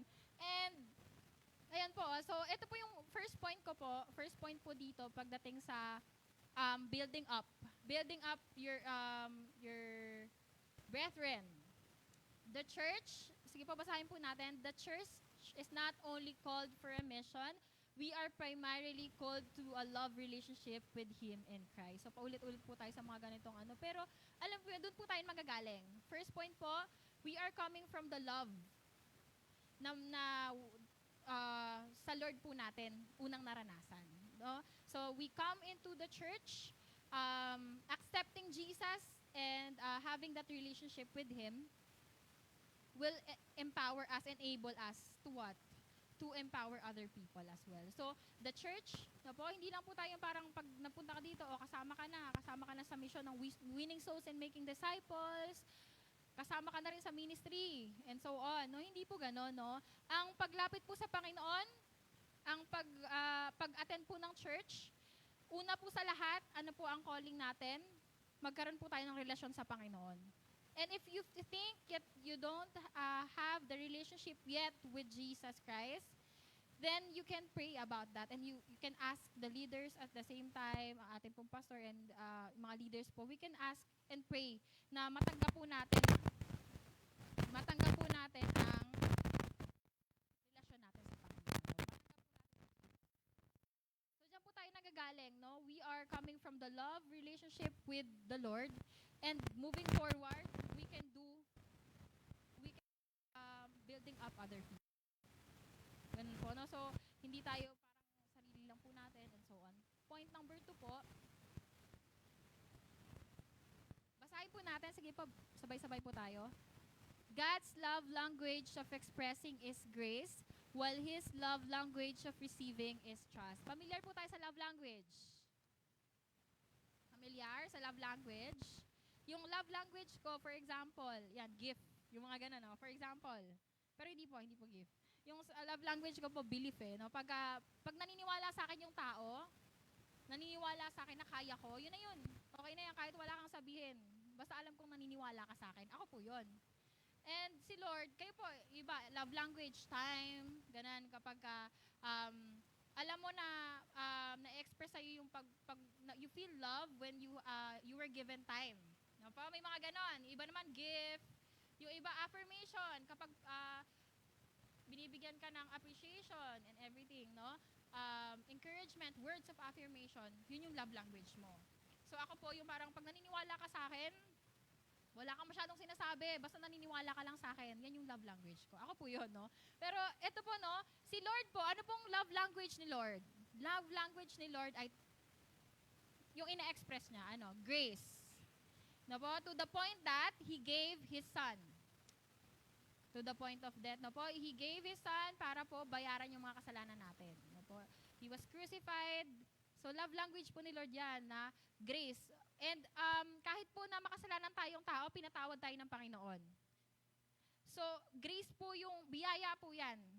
Sa araw-araw, biyaya, love language po yan ni Lord in expressing His love for us.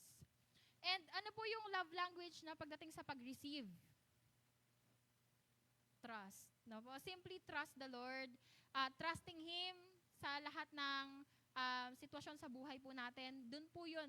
Yun po yung response natin sa pag-ibig natin sa Panginoon. When we trust Him, that means we worship Him.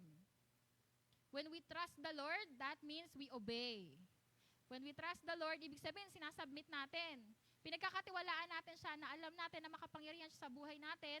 Alam natin na alam niya yung ginagawa niya at natimbang niya na lahat. Di ba po? Alam niya yung umpisa at wakas.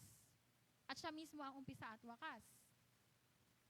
So that's God's love language, no? And yun nga, sinabi ko kanina that the church is not only called for mission, but to a love relationship. So if it's a love relationship, it's not only you who's na parang nagre-receive, but even the Lord, we trust Him. So ganun po yung relasyon. Ganun po yung intimacy sa Panginoon, no? Nagtitiwala tayo, nananampalataya tayo sa Panginoon, nanampalataya kay Jesus, then that's the relationship. Yun po. So yun po, no? Coming from this, we can build up the church, no po, and we are built in the love of Jesus Christ. And next one po, number 3, basahin po natin, operating in our grace gifts with a heart surrendered to God builds up the church. Okay po, ganito po yun, no? Hindi po porket busy tayo sa lahat ng ginagawa natin na nagsiserve. Yan, hindi po porket busy tayo, busy yung mic. Ayan, medyo busy yung mic, Hindi po porket busy tayo, ibig sabihin nun, nakaka-build up na tayo, no? Hindi po gano'n, no? Ang sinasabi po dito, pag nag-operate po tayo, we operate. Naglilingkod tayo sa Panginoon using our grace gifts. Ibig sabihin po ng grace, yung mga gift po natin, nagtuturo ka, nagtuturo ka ng mga bata, ano pa po ba? Kumakanta. Basically, naging mabuti kang kapatid sa kapwa mo kapatid, no? Nagiging mabuti kang anak sa nanay mo, sa tatay mo, sa mga kapatid mo, nagiging mabuti kang kapatid. Yun na po yung paglilingkod natin. So we have that grace gifts. So we operate in our grace gifts, we encourage people, and with the heart surrendered to God, it builds up the church. So mahalaga po yung puso natin bilang church na that we are surrendering to the Lord. So surrender, marami pa po yung, iba pa pong mas malalim pa po yan. Pero sinasabi sa kanta kanina, no, I surrender all. Ganyan. So when we surrender to God, ibig sabihin pinapasakop natin yung mga desisyon natin, mga plano natin sa Kanya. And that's the time that we build up the church. That our lives became an instrument para palaguin din yung kapwa natin. When we surrender to the Lord, na sige Lord, gamitin niyo lang po ako para sa ikalulugod ng pangalan mo. So yun po, that's when we build the church. And that's when we became built in Christ. And next one po, basahin po natin verse 4. Anumang naisulat noon ay sinulat para sa ating ikatututo, upang sa pamamagitan ng pagtitiis at sa pagpapalakasan ng loob mula sa kasulatan, magkaroon tayo ng pag-asa. So yun nga po yung sinasabi ko rin kanina, no? Yung nakasulat sa Bible, matagal na yan. No? Matagal na po yan. And people, may church na rin, nagkaroon ng mga batches,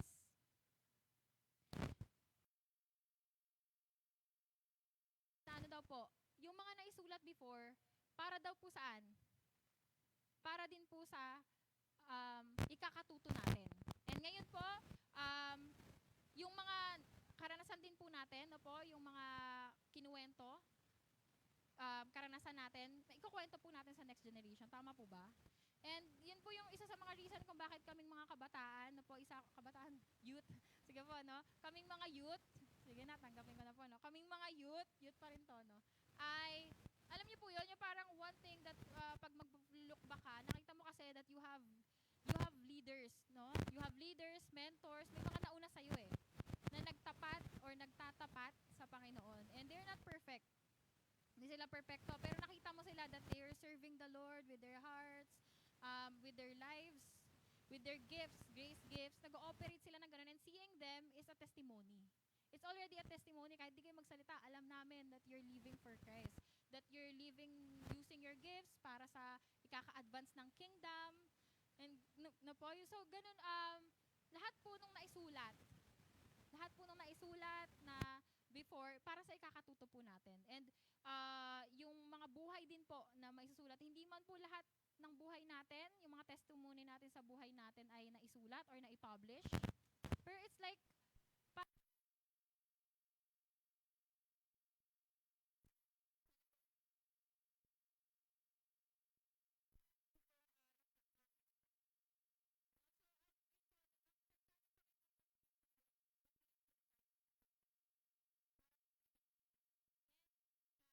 pasa natin. Yun din po yung ipapasa natin sa next generation. Yun lang po yung iniisip ko na salamat sa dahil nagpapaturo yung mga nauna sa atin, nauna sa amin, and then we're learning from them. Siyempre, kasi grounded sa salita ng Diyos eh. Hindi naman 'to yung parang, o tara, dito na may trip kaming may trip kaming principles na i-apply. Hindi naman ganoon eh, no? We are grounded in the love and Christ of word of God, example of Christ itself. And alam mo na papunta ka sa tama. Ayun po 'yun. So, sa pamamagitan ng pagtitiis at pagpapalakasan ng loob mula sa kasulatan, magkakaroon tayo ng pag-asa. So, that's the reason may hope pa rin po tayo, no? Kasi we are hoping based from what Jesus did on the cross.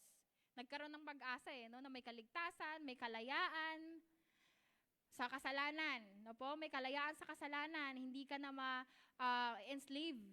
Once that you are saved and you receive Jesus Christ as Lord and Savior, may kalayaan pala doon sa anumang kasalanan na 'yon. May kalayaan pala sa depression, may kalayaan pala sa pagiging mahina, yung mahina lang, yung feeling mo mahina ka lang, yun na, tapos na ako doon. May kalayaan pala doon, kasi kay Kristo may kalayaan.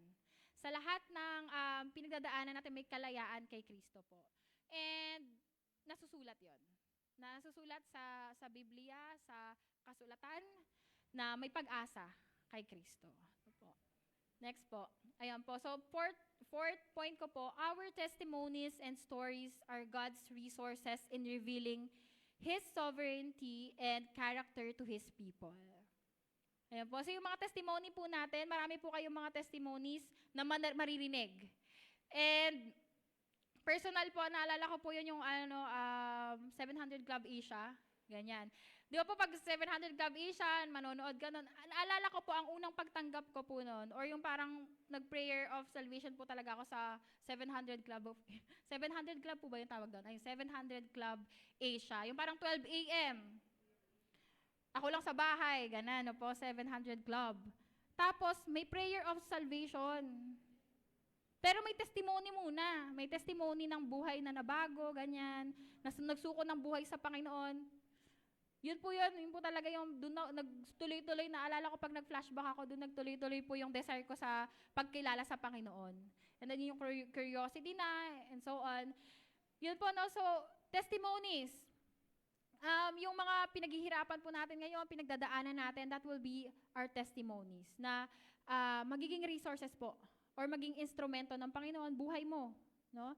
Magiging instrumento ng Panginoon para po para ipakita kung gaano siyang makapangyarihan, gaano siyang kabuti, yung character ng Diyos, no? Alam niyo po yon, alam niyo po yung faith na word, lagi ko talaga naririnig sa church yun, yung sinasabi ko sa sarili ko dati, yung pananampalataya, yung parang faith without work is dead, tapos lahat ng version ng word na may faith, lahat ng version ng text sa Bible na may faith, hindi ko talaga naiintindihan yung faith, yung pala, ito yung mukha ng faith. Di ba pag nakakita ka ng Kristiyano or mananampalataya na ganito pala yung pananampalataya. Ganito pala yung pag-asa. No? So, parang sa atin po, pag word lang, hindi natin naiintindihan minsan, no? Pero pag may testimony, pag may buhay, na, ito pala itsura ng faith. Ito pala yung itsura ng hope, ito yung itsura ng joy. Yung joy, iba pa po yun, no? Yung parang pag-happy, okay, happy ka, ganyan. Pero yung joy, ito yung parang nag-struggle ka pero may galak. So, makikita po natin sa iba't ibang buhay ng tao na parang ito pala yung mukha ng joy. So, even when you're struggling, you're going through some tough times, pero may, may galak, may pag-asa. Yun po, no? So, nung nakarinig ako ng mga testimonies talaga, nung nakakarinig ako ng testimonies nung bago pa lang po akong Kristiyano, it builds me up. Nabibuild up po talaga ako noon. Tapos may mga times pa po na kunyari po, napupunta po ako kay na Pastor Joe doon sa bahay nila. Nandun po si Tatay Freddy. Parang may libreng coaching session talaga doon yung pagpupunta. So parang alam niyo po yung parang kasi po naalala ko po yun na parang nagsistay po ako sa kanila doon for yung parang buong maghapon, ganyan. Tapos, may yung DZAS ba yun? Ano ba yung DZAS? Buong hapon talaga pong parang feeling ko umattend talaga ako ng retreat. Sa sobrang build up sa'yo nung buong hapon na pinapakinggan mo yon. Tapos, may coaching session kayo ni Tatay Freddy sa buhay-buhay. Grabe po yung parang, Lord, thank you, Lord. Parang ganun po, yung ganun pakiramdam, thank you, Lord. Grabe, ito pala yun. Ganito pala yung mananampalataya. Na parang hindi ko po, wala pa akong tinataas na kahit na sino. Pero just knowing na ganito pala. And sinasabi niya sa'yo na, ikaw kabataan, ganyan, no? Ikaw kabataan, ganito, kabataan ka pa, ganyan. Maglingkod ka sa Panginoon, lumago ka sa Panginoon. Yung mga ganun, sobra pong build up yun sa part ko. Bilang nakikinig lang ako, minsan may mga hindi pa ako naiintindihan Pero yung part na yon na naririnig mo yung mga testimonies ng mga tao sa radyo lang iba po yung dating na paano ko sa totoong buhay pa. Totoong buhay yun Pero paano kung real nasa harap mo, no? So yun po, no, our testimonies, we don't lose hope. Bakit? Because we see syempre we don't lose hope because we are in Christ, pero seeing na manifested sa buhay ng mga tao yung yung character ni Kristo, character ni Jesus Christ, manifested po sa mga buhay natin, po talaga yon, nakakapagpabago, nakakapagpalakas, nakakapagpa-move forward sa ating mga buhay. And po, that's why church is important po. Ayun, so pinapakita ng Panginoon gaano siya makapangyarihan, gaano na mabuti siya, tapat siya. Hindi siya yung hindi siya yung nagtatangi ng mga tao. Ayun po. And sumunod po, 5th verse po, sabay-sabay po nating basahin. Ipagkaloob nawa ng Diyos na siyang nagbibigay sa atin ng katatagan at lakas ng loob na mamuhay ng may pagkakaisa kay Kristo. After all, ang goal po din talaga dito is magkaisa po. So the letter to the Church of Rome is for us to have unity. And manggagaling po tayo doon, no, sa pagmamahal po natin kay Kristo, no, po, sa pagmamahal natin sa kapwa natin. And sumunod po, upang sa gayon, nagkakaisa kayong magpupuri sa Diyos at Ama ng ating Panginoong Hesukristo. So, hindi po siguro natin ngayon naiisip or na-visualize kung gaano naka-eager si Paul sa pag-preach or pagpapaalam sa mga tao ng Church ng Rome na kailangan nyo magkaisa, ganun. Ganito kayong kamahal ng Panginoon, and you have to live a kind of life na makikilala ang Panginoon. So, hindi po siguro natin na-visualize gano'n siyang ka-eager. Pero pag nakita pa po natin yung time na yon na ang goal po talaga ay para magkaisa at magpuri tayo sa Panginoon. Kasi we worship the Lord. Isa lang naman yung Diyos na sinasamba natin. No po? And yun po, no, para magpuri tayo, mapasalamatan natin ng Diyos kasi deserve niya yun. Deserve niya na mapapurihan siya, deserve niya na sambahin siya, deserve niya na pag-alayan siya ng buhay. No, ito po mga sinasabi ko, hindi naman po din agad parang na ano po ba agad natin, napaprocess po ba agad natin na ganong ka-deserve. Parang alam mo yun, parang talaga pag-aalayan ng buhay, hindi ko naman kilala. Di ba? Yun nga eh. Hindi, sa umpisa po, hindi natin kilala ang Diyos. Tama po yun. Pero later on, when we walk and when we choose to walk po sa path na guided ng salita ng Diyos, then we will learn who Jesus is. No po? Makikita natin kung gaano kabuti ang Diyos, kung gaano siyang katapat, gaano siya nagmamahal. Ayun po. And next po dyan, naalala ko po yun, parang nadidisappoint po ako na, patapos na po ako, nadidisappoint po ako dati na na paano ako mag-i-invite ng tao sa church. Ang hirap naman. Parang pag-sharean mo sila ng gospel, ang hirap, yung parang laging tatanggi, nakakahiya, parang ilang beses na ako nare-reject and everything. Kahit hanggang ngayon po, no, palimbawa, pag sasabihin sa akin ng friend ko, kunyari po, isasend yung link ng, kala ko meme, ganyan. Magsasend ng video, sabi niya, Nel, ikaw naalala ko dito, ganyan. Yung pala gospel yung isasend. Sipin niyo po yun na isasend sa akin ng friend ko na sabi niya, atheista daw siya.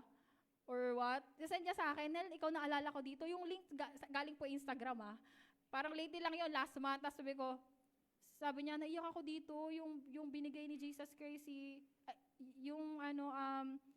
yung binigay niya yung anak niya ni God. Sabi niya, iyak ako dito, ganun-ganon. No? Sabi ko, opportunity.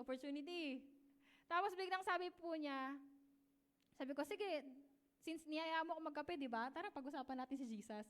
Alam po yung sabi niya sa akin, sabi niya, Nel, I respect your religion and beliefs, ganun. Pero andun po yun, yung gospel nandun alam niyo po yan, yung parang video, link, tapos sinend sa'yo. Tapos gospel po siya. So I believe and I pray na may tanim yun sa kanya. Kasi tinanggihan niya ako eh. Diba? Tinanggihan niya ako eh. Pero by that na-receive niya yon yung link ng gospel video na sinend niya sa akin. Tapos yung part na pag-uusapan na namin, ayaw niya. Alam niyo po yung mga ganong pagkakataon, no? So, yung mga ganong pagkakataon na parang you were rejected by sa pag-share ng gospel. Paano yun? Yung mga ganon. Nagsabi po ako nung dati kay Pastor Sandy. Alam niyo po yung sabi sa akin ni Pastor Sandy, if you cannot bring them to church, bring the church to them. Yun po yung sinabi sa akin ni Pastor Sandy na parang, and from that day on po, na-realize ko na hindi talaga nakukulong ng church, literal. Yung papakilala po natin kung sino siya. Kasi parang iisip natin may lugar, tatama po yun, may lugar ang bawat bagay. Parang halimbawa, ito, lugar para mag-aral, lugar para magtrabaho, lugar para sumamba. Tama po? Pero, gospel, wala po siya talaga dapat na boundaries. No? Para kahit saan ka papunta ka sa trabaho, dala mo yung gospel. Mapunta ka sa bahay, dala mo yung gospel. No po? So, hindi talaga siya merely religion lang. Kasi buhay siya, or katotohanan siya that is manifested in your life, or you receive it, and then it's manifesting in your life, so imposible na makukulong lang siya sa simbahan. Tama po?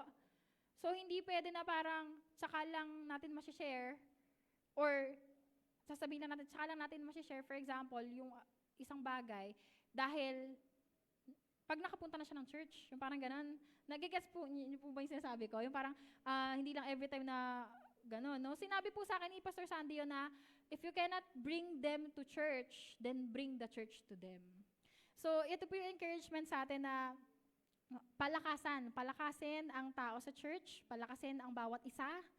And so, when we rally talaga yung term mo, when we go out, no, we bring the church. Because church is people, no po? Church is not just an activity, it's the people itself. And so, kaya in-encourage ganun naman yun si Paul, kaya niya in-encourage yung mga tao sa loob ng church, kasi nga may mission tong mga to Lalabas. And yun po, no, once that we are surrendered and we receive Jesus Christ as Lord and Savior, kahit ano pang low-key, alam mo yung generation ngayon, no? Kahit anong low-key natin sa buhay, no? Alam mong Kristiyano to eh. Diba? Parang low-key lang to si sir, low-key lang to si ma'am, low-key lang to si ano. Pero kita mo eh, Kristiyano talaga to eh. No? Parang, di ba po, hindi binobroadcast na Christian eh. Pero, grabe yung, hindi binobroadcast na Christian, pero alam mo, the way that they live their life, na hindi perfecto din, pero nakikita niyo si Kristo sa kanila. Or nakikita niyo yung pananampalataya niya kay Kristo. No? Pag gusto po natin yung ganong buhay, amen po, no, parang, hindi mo kailangan sabihin sa mga tao na, Christian ako, o kaya naman hindi mo kailangan, basta hindi mo kailangan pwedeng sabihin na parang worship songs, ganito lahat ng ano mo, ng playlist mo. So, Kristiyano na ako, man of God na ako niyan, woman of God. You don't have to say that. Tama po? Pero, it's the life that we live. And marami pa po tayo, marami po kayong makikilala, nakilala, na mga kapwa po natin or before na marirealize nyo na, and we are not to put the person into something na parang parang gino-glorify or what. Hindi, pero instrumento ng Panginoon yung mga tao. No po? So, as a church, yun po yan, isa pong encouragement sa atin na, yun nga po, bilang isang mga mananampalataya na tinawag ng Panginoon and we call ourselves church, hindi po building lang, hindi lang activity or aktibidad, hindi lang religion, kundi mga tao. Na kinahabagan, mga tao na tumanggap ng biyaya ng Diyos, and then you consider yourself, then you are part of the church. Amen po. So tayo po tayo, everyone, sige po, tayo po tayo.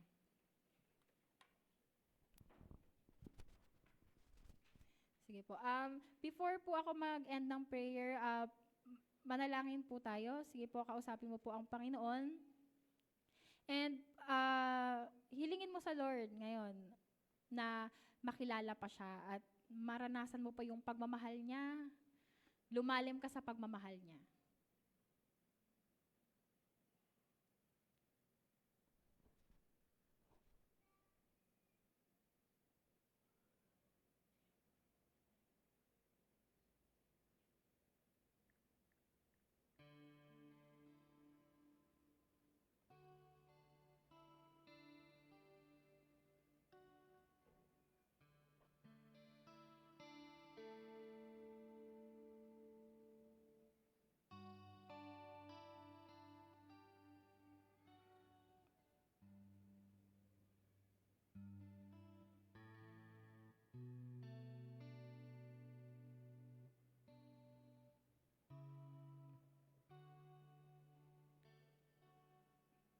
Let us pray po. Panginoon, marami pong salamat sa kabutihan mo, Lord. Maraming pong salamat sa kapangyarihan ng salita mo, Panginoon, sa katotohanan, Panginoon, na binigay mo sa amin, Lord, na kami po ay pinili mo at kinahabagan, Panginoon. That the church, Lord God, has a mission, pero una sa lahat, Panginoon, kami po ay tinawag mo, Panginoon, upang maging malalim sa iyo, upang makilala ka, Panginoon, at upang mahalin ka, Lord. Kaya, Panginoon, tulungan mo kami na yung buhay namin, Panginoon, palalimin mo yung uhaw namin sa iyo, yung pananampalataya namin sa iyo. Tulungan mo kami, Lord, na kilalanin ka pa, Panginoon. And sa pagkakataon, Lord, na matagal na kami, Lord, na nagbabasa ng iyong salita, matagal na kaming nag-church, tulungan mo kami, Lord God, na magkaroon pa rin, Panginoon, ng fresh revelation from you, Lord.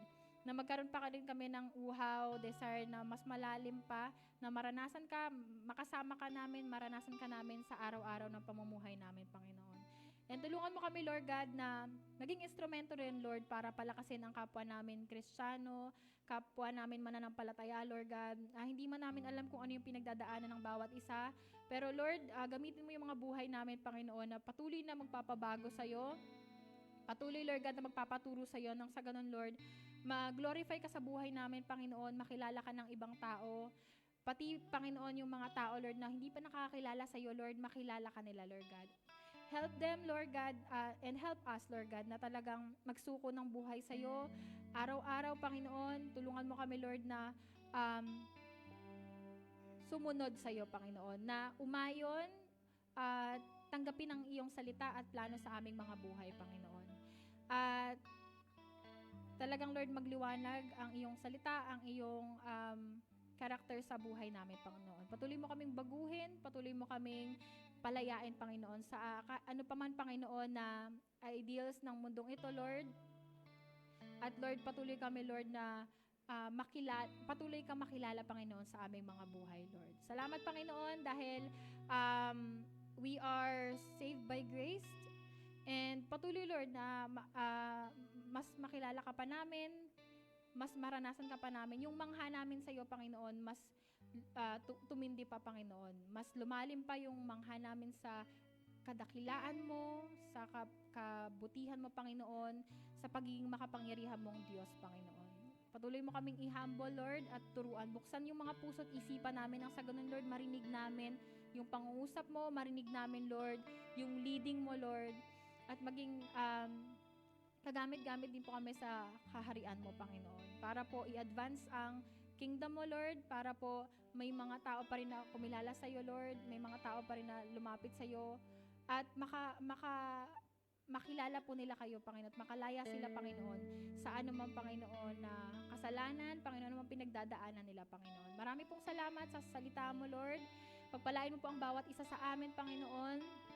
Uuwi po kami sa mga tahanan namin, Lord, na talagang tutulungan mo kami, Panginoon, para, Lord, maging instrumento, Lord, na makilala ka rin nila, Lord. At sa araw-araw po namin na pamumuhay, maghayag po kayo, Panginoon, kung sino kayo sa aming mga buhay, Lord God. Palalimin mo po kami sa pag-ibig namin sa iyo, Panginoon. At yung presensya mo, Holy Spirit, samahan niyo po kami, Panginoon. Thank you for your comforting presence, Holy Spirit. Thank you for your wisdom sa buhay pong ito, Lord God. Salamat po, Lord, sa provision mo, sa iba't ibang paraan, sa iba't ibang pagkakataon, Panginoon. Pinupuri ka namin, Lord. Pinasasalamatan, Panginoon. At binibigay namin sa iyo ang pinakamataas na papuri at pagtanghal, Panginoong Jesus. Salamat po, Panginoon. These things we pray in Jesus' name. Amen.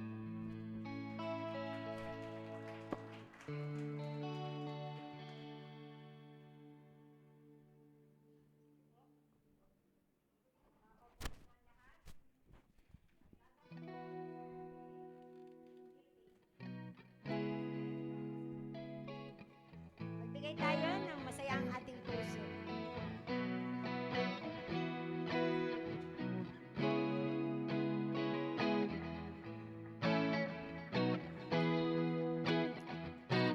Give, and it shall come back to you. Good measure, pressed down, shake it together and running over. Give, and it shall come back to you. 'Cause when you give to the Lord, give, and it shall come back to you. Good measure, pressed down, shake it together and running over. Give, and it shall come back to you. 'Cause when you give to the Lord. When you give to the Lord. When you give to the Lord. Sige po, tayo manalangin. Panginoon, ipinagpapasalamat po namin ang mga ikapong ito. Sa inyo po nagmumula ang lahat, ang amin pong mga trabaho, ang amin pong mga business.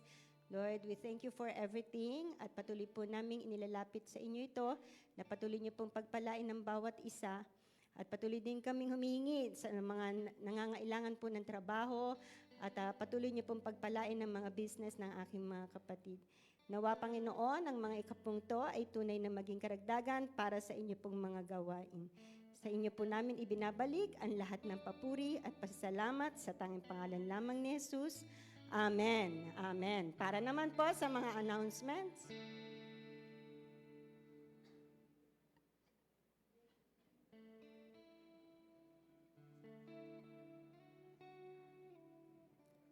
Lalabas din po yan. Announcement. Tithes and offering can be sent through sa atin pong BPI account, Metro Bank at GCash. Worship service po every Sundays at 9:30 a.m. Like, comment, share, and subscribe to our YouTube channel, Kingdom Ministries, Facebook page, Kingdom Ministries, Instagram, Spotify, and TikTok. Home-based prayer gathering for Silang residents, Nasi and Lydia's house, every Friday at 8 a.m. For Dasmariñas residents, TBCC KM Church, Saturday at 5 p.m. Ito naman po yung every Sunday church transpo, si Agatha po, pick-up points, ay sa Silang, kina Ate Yoli's house, sa Biga, sa SK. Ayun lang po. Birthday celebrants. Pero bago po yan, nais ko pong ipaalala sa inyo na sa susunod na linggo, ano pong meron? Yan. Easter sunrise po tayo next Sunday. Anong oras nga po? 6 a.m. So, ano po yan ha? 6 a.m., hindi po p.m. ha? Dapat po bago mag-6, nandito na tayo. Para 6 exactly, mag-uumpisa po ang ating service. Ayan po yon. Huwag niyo po kakalimutan at ipabatid niyo rin po yan sa iba niyo pang mga kapitbahay o sa iba niyo pang mga kasama na next Sunday ay 6 a.m. po ang ating service. Birthday celebrant, April 16, nawala. Si Luis.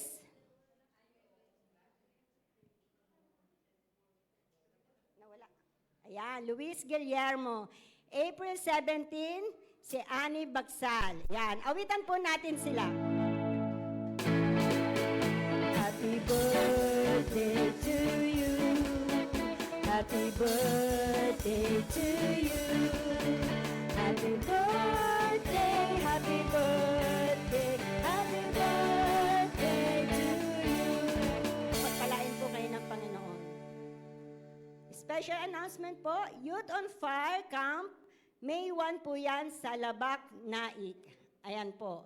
Inaanyayahan po ang mga kabataan na dumalo sa ating camp na ito na gagawin po sa May 1. Meron pa po ba? Ayan. Youth SG, April 26. At sa April 27 naman po, anniversary Back to Church on Sunday. Ito po si Pastor. Okay, so itong April po ay marami po tayong gagawin. Kaya yung ating sunrise po, yan po ay, yan lang naman po yung naiba ng oras. At syempre, kailangan natin na ma-celebrate yung muling pagkabuhay ng Panginoon. Kaya sunrise po ang ating service. Now, ito pong last week po ng April, April 27, ito po ang ating church anniversary. Okay? So, ito po ang hudyat natin, sa ating anniversary po, ito po yung hudyat natin na magkakaroon po tayo ng series of Back to Church. Okay? Ang ating Back to Church, ito po ay dating ginawa na natin. Ito po ay naging isang maganda at talagang epektibo po nung panahon po natin nandun po tayo sa Silang. So again, sa ating anniversary, hayaan po natin, nabigyan natin ng pagkakataon ng ating mga kapatiran dati, yung mga kaibigan po natin, kapamilya po natin, specifically, ay invite po natin sa ating anniversary. Okay? And ang ating pong magiging May, no? Yung month of May natin, ay syempre po, kapag sinimulan po natin yung Back to Church, meron po tayong gagawin sa mga inimbitahan natin sa church. Yan man ay bago, yan may luma, yan may ating kapamilya, no, kabarangay, o sino man, meron po tayong special na gagawin po sa mga in-invite po natin. Okay? So, mga kapatid,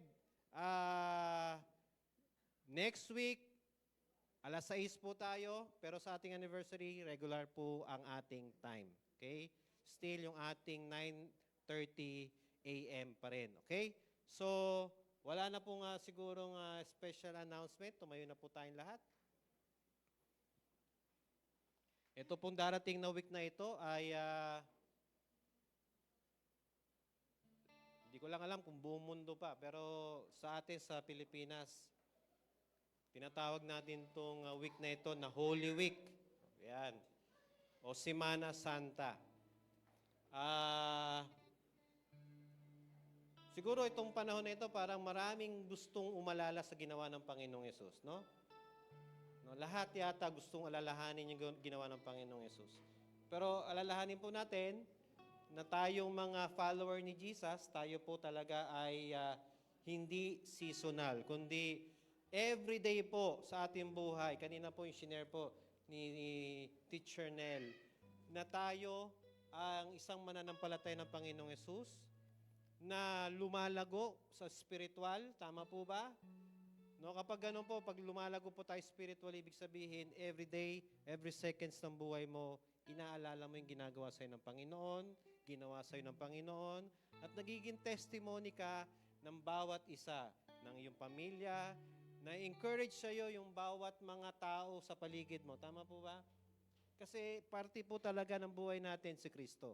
Hindi pwede natin ilabas si Kristo sa ating buhay. No? Kaya po, lumalago po tayo spiritually. Marami po tayong mga hinaharap na mga hamon sa buhay. Pero again, mga kapatid, kung ang buhay na ito, mga challenge na yan, ay pinahintulutan ng Diyos, ibig sabihin merong gustong patatagin sa iyo ang Panginoon. Amen po ba? At kung tumatag ka man, ito ay maging encouragement ng kapatid mo. No, maging testimony. Yung po yung sinasabi kanina ni Teacher Nel. Testimony ka ng ginagawa ni Kristo sa buhay mo. Amen po ba?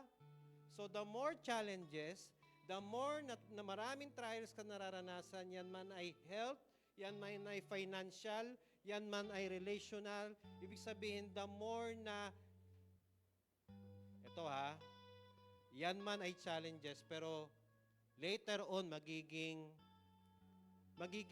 kwento yan ng kagandahan ng ginawa sa'yo ng Panginoon. Amen po ba? Pinapaganda ng Diyos yung ating buhay. Pinapaganda ng Panginoon yung testimony ng ating buhay. Kasi, whether you like it or not, nakaka-encourage ka ng iyong kapatiran. At ganun din naman, kabaliktaran. Kung hindi ka nakaka-encourage, nakaka-discourage ka. Kaya, mga kapatid, let us build up, no, our relationship sa Panginoon. Amen po ba? Let's have a personal relationship talaga kay Lord. Huwag natin talagang ilabas ang Panginoon tuwing Sunday lang si Lord or tuwing ganitong time lang ang Panginoon, Semana Santa. Dapat every seconds ng buhay natin. Amen po ba? We as a church, tayo ay ilaw at asin ng mundong ito. Kaya pagliwanagin mo ang ilaw mo sa pamamagitan ng relasyon mo sa Panginoon na maganda, no? At maging maalat ka nga, ibig sabihin, nandun yung flavor mo kasi merong ginagawa sa yung ang Panginoon. Amen? Manalangin po muna tayo. Taas natin ang Panginoon sa ating church. Itinataas po namin ikaw, Panginoong Hesus, sa aming buhay at sa church na ito. Panginoon, meron kaming mga sari-sariling mga hinaharap sa buhay. Ito, Lord, ay pinahihintulutan mo at wala pong lingid sa iyo. Panginoon, tulungan mo kami na lalong manampalataya kung meron mang mga pagsubok. Kung meron man, Panginoon, kaming hinaharap na hindi maganda. Nawa ito, Lord, ay magpatatag ng aming pananampalataya. At alam po namin, Lord, na yung grace mo ay sufficient. At yung awa mo, Panginoon, ay nag-uumapaw sa amin. Kaya wala pong pagsubok na hindi po namin kayang harapin. Dahil na andyan ka. Tulungan mo kami, Lord, talaga na ma-build up kami. Maging matibay ang aming relasyon, ang aming pagkakilala sa iyo. Kasi yun po, Panginoon, na magiging testimony namin, Panginoon, sa ibang tao. Kasi sila din, Lord, ay may hinaharap na problema. At kami na nakaranas ng kaginhawaan at na-overcome namin yung mga problema na yun, Lord, magiging source kami ng strength. Baguhin mo kami, Panginoon, kung meron mang katigasan sa aming mga puso, kung meron man duda, or takot, or pangamba, ito, Panginoon, Lord, ay pawiin mo at palitan mo ng pananampalataya. Kaya tulungan mo, Lord, ang KM. kami talaga ay i-build up mo upang kami, Lord, ay magpalakas din ng mga kapatid namin na nanghihina. Maging ilaw at asin nga kami, Panginoon, ng aming pamilya, ng aming community. At tulungan mo, Lord, kami na magliwanag kami, Lord, dahil Ikaw, Lord, Panginoong Yesus, ang nakikita, Lord, sa aming buhay at sa simbahan mong ito. Tulungan mo, Lord, ang mga pangailangan ng church na ito, ang aming pagpapagawa ng church building. Nawa, Lord, bigyan mo kami talaga ng pananampalataya. Alam po namin na hindi madali ang pagpapatapos, Panginoon, sa sinimula mong church building, pero we know, Lord, na walang mahirap sa iyo. Bigyan mo kami ng pagkakaisa, bigyan mo kami ng katalinuhan, at tulungan mo, Lord, kami sa mga pangangailangan namin. Salamat po, Ama. Hinihiling po namin, Ama, na ibuhos mo ang masagana mong biyaya at pagpapala, Panginoon, sa tahanan mo ito, ang TVCC Kayan Dasma ay aming kinocommit sa iyo.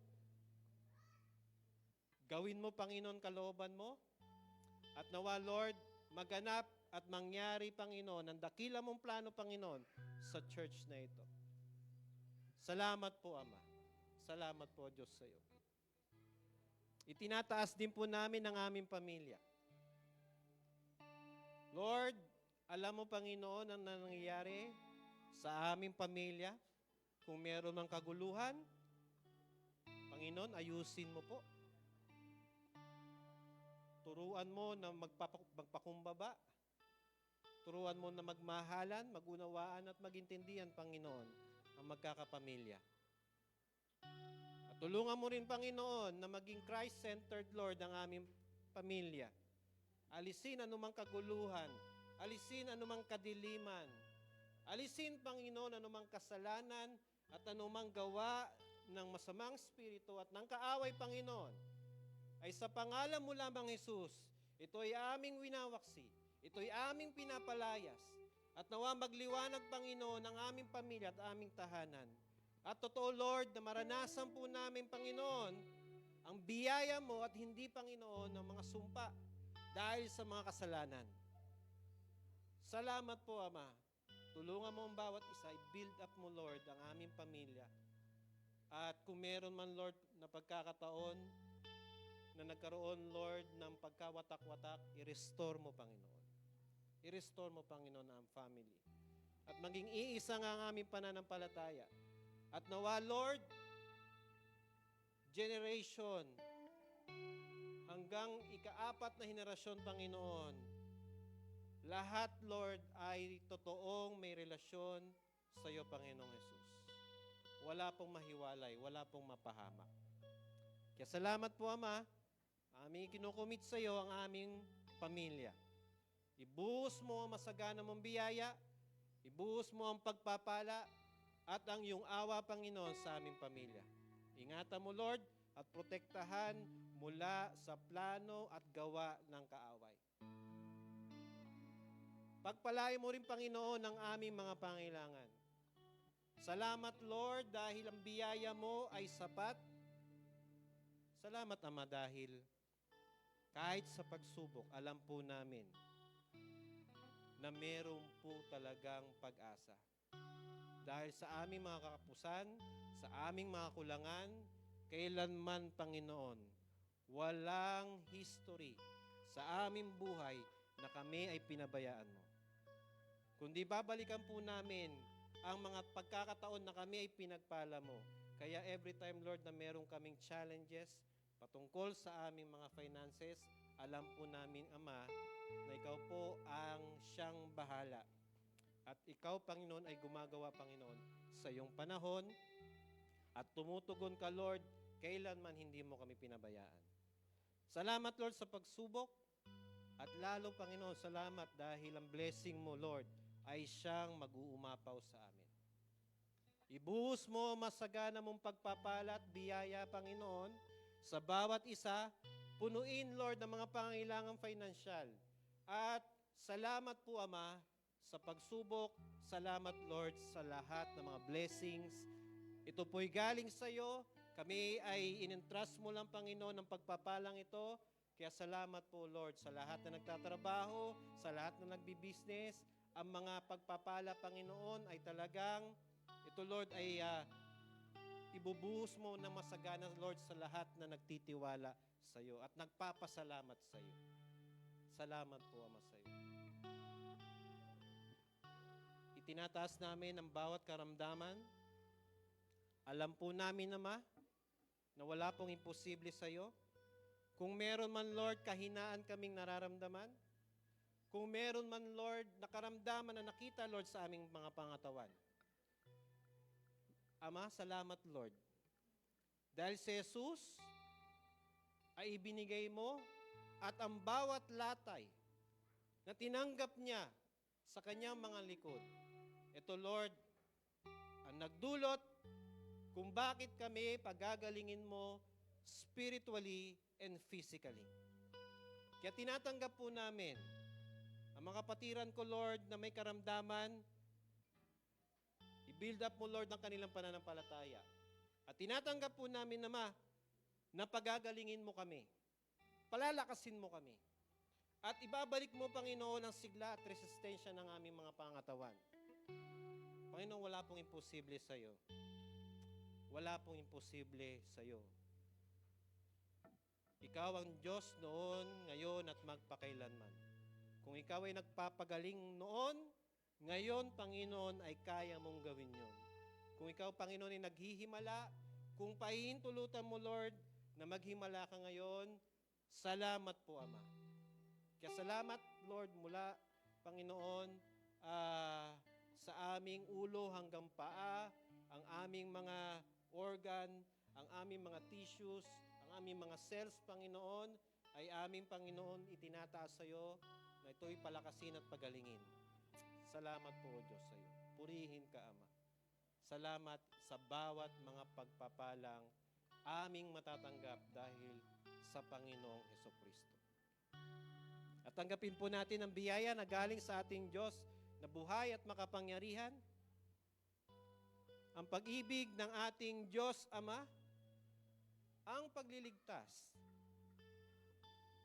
kapatawaran, pagmamahal ng Panginoong Hesus, at ang gabay, patnubay, at kapangyarihan ng banal na Espiritu ay sumaamin nawa ngayon at magpakailanman. Amen, amen, amen. Pagpalain po tayo ng Panginoon, tayo po ay maghawak-hawak ng ating mga kamay at kantahin po natin. They've taken me